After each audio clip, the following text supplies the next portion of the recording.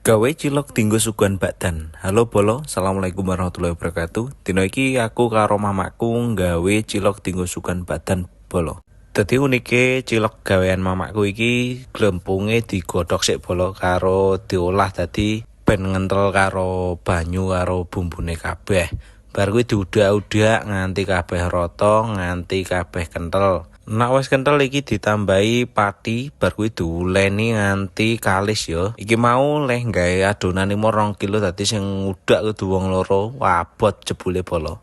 Ora lali iki dilebokke brambang goreng karo loncange bar kuwi diublek-ublek neh nganti rata ya. Tujuane gen tambah sedep karo nikmat. Ben tambah oke iki ditambahi ndok godhog dilebokke jerone ya. Dadi isiane gen tambah nyamleng.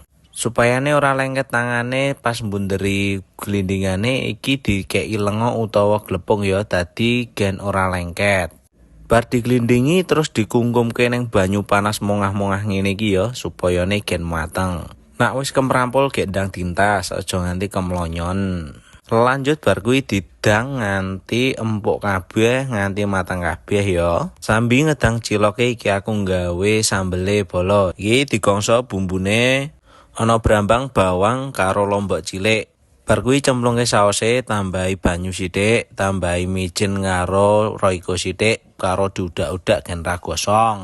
Nang kene iki sing paling laris dhewe iki cilok sing dienggo golekan pas bakdan Bolo. Alhamdulillah iki ciloke wis dadi, ayo dicoba sik Bolo, bismillah.